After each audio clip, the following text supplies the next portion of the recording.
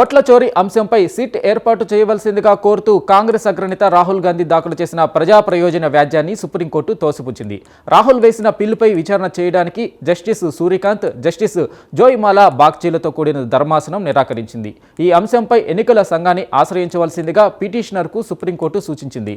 రాజకీయపరమైన విభేదాలను సెటిల్ చేసుకోవడానికి న్యాయస్థానాలను వాడుకోకూడదని సుప్రీంకోర్టు హితవు పలికింది.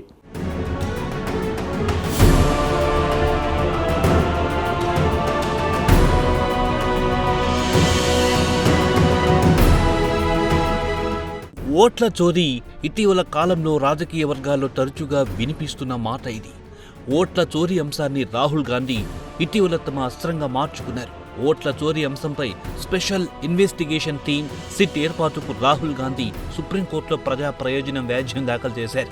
అయితే ఈ పిటిషన్పై విచారణ చేయడానికి జస్టిస్ సూర్యకాంత్, జస్టిస్ జోయ్ మాలా బాగ్చీలతో కూడిన ధర్మాసనం నిరాకరించింది. ఈ అంశంపై ఎన్నికల సంఘాన్ని ఆశ్రయించాల్సిందిగా పిటిషనర్కు సుప్రీంకోర్టు సూచించింది. అయితే తాను ఫిర్యాదు చేసినప్పటికీ ఎన్నికల సంఘం ఎటువంటి చర్య తీసుకోలేదని పిటిషన్దారుడు కోర్టుకు వెల్లడించారు. కాగా దీనికి సుప్రీంకోర్టు స్పందించింది. రాజకీయపరమైన అంశాలు తెలుసుకోవడానికి న్యాయస్థానాలను వేదికలుగా మార్చుకోరాదని ధర్మాసనం పేర్కొంది. అందుకు ప్రత్యామ్నాయ మార్గాలు చూసుకోవాలని సుప్రీంకోర్టు సూచించింది.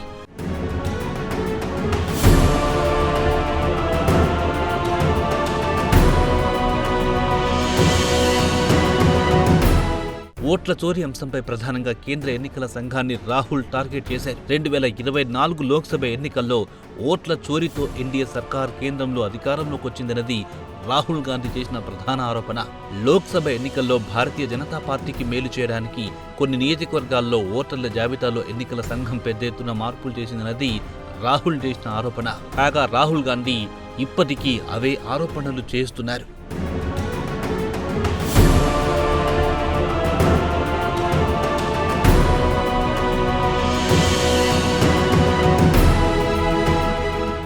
ఢిల్లీలో ఆగస్టు 7వ తేదీన తొలిసారి ఓట్ల చోరీ అంశాన్ని రాహుల్ గాంధీ ప్రస్తావించారు. ఈ సందర్భంగా ఎన్నికల సంఘంపై ఆయన ఘాటు ఆరోపణలు చేశారు. బీజేపీ ఎన్నికల సంఘం మధ్య లోపాయికారి ఒప్పందం జరిగేదన్నది రాహుల్ చేసిన ప్రధాన ఆరోపణ. సందర్భంగా కిందటేడాది ఎన్నికల సమయంలో కర్ణాటకలోని మహదేవ్పూర్ అసెంబ్లీ నియోజకవర్గంలో ఏ విధంగా ఓట్ల చోరీ జరిగిందో రాహుల్ అంకెలతో సహా విడమర్చి చెప్పారు. కాగా వాస్తవానికి Mahadevpur assembly segment Bengaluru central Lok Sabha నియోజకవర్గం పరిధిలోకి వస్తుంది.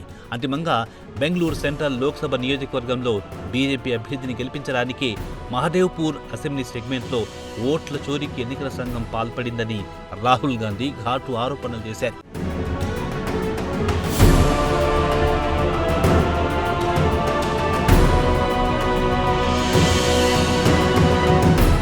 ఆ తర్వాత ఓట్ల చోరీకి పాల్పడే హర్యానా అలాగే మహారాష్ట్రలోనూ ఎన్డీఏ కూటమి విజయం సాధించిందని రాహుల్ గాంధీ ఆరోపించారు.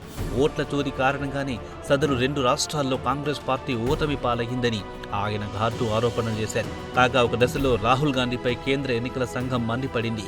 బీజేపీతో రాజకీయ యుద్ధానికి రాజ్యాంగబద్ధ సంస్థ అయిన ఎన్నికల సంఘాన్ని వేదిక చేసుకోవడం తగదని సిఇసి జ్ఞానేంద్ర కుమార్ పేర్కొన్నారు. ఈ నేపథ్యంలో ఒక దశలో ఎన్నికల సంఘం రాహుల్ గాంధీ మధ్య మాటల యుద్ధం జరిగింది.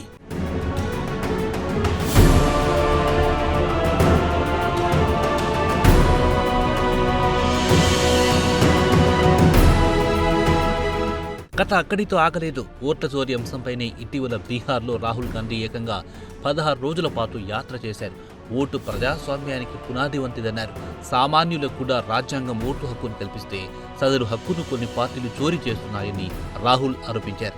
సందర్భంగా ఎన్డీఏ కూటమి ప్రధానంగా బీజేపీ నేతలపై ఆయన తీవ్రమైన ఆరోపణలు చేశారు. ఈ సందర్భంగా ప్రధాని నరేంద్ర మోదీని కూడా ఆయన వదలలేదు. ప్రధాని నరేంద్ర మోదీ కూడా ఓట్ల చోరీకి పాల్పడ్డారని రాహుల్ ఆరోపించారు. అధికారంలోకి వచ్చి కొంతమంది పారిశ్రామికవేత్తల ప్రయోజనాలను కాపాడమే బీజేపీ లక్ష్యంగా పెట్టుకుందని రాహుల్ ఆరోపించారు. కాగా బీహార్లో మాత్రం ఒక్క ఓటు కూడా చోరీ కాకుండా తాము అడ్డుకుంటామని రాహుల్ వెల్లడించారు.